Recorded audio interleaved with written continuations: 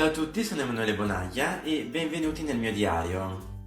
Nel video di oggi continueremo l'imparticcio a ricamo punto in taglio. Quindi sono arrivato in questo punto e dove avevo concluso la barretta a 3. Ora continuiamo con l'esecuzione dell'impuntura per poi eseguire le altre barrette.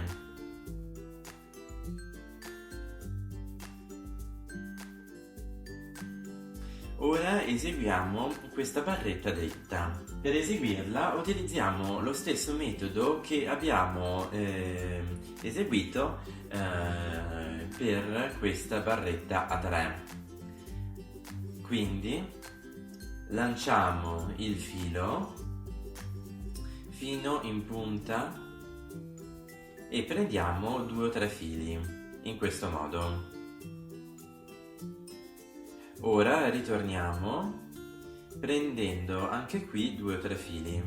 Ora ancora una volta ritorniamo dall'altra parte prendendo sempre un paio di fili.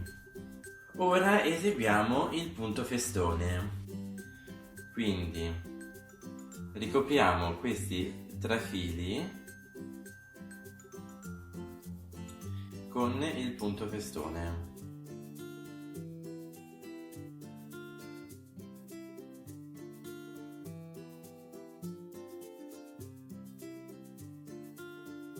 A questo punto possiamo ritornare a eseguire l'impuntura.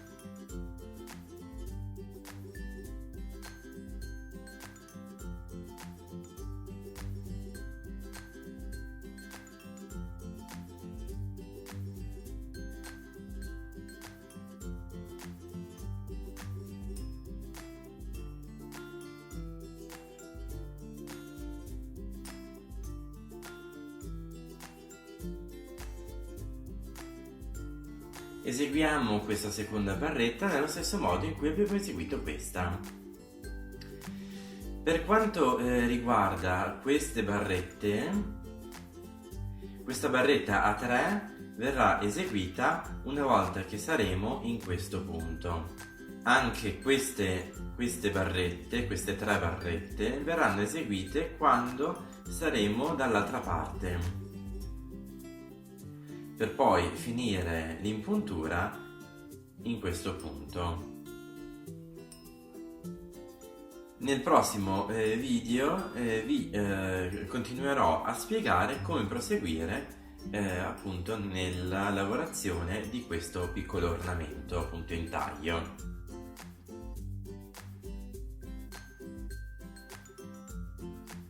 Quindi eseguiamo la barretta come vi ho spiegato in precedenza.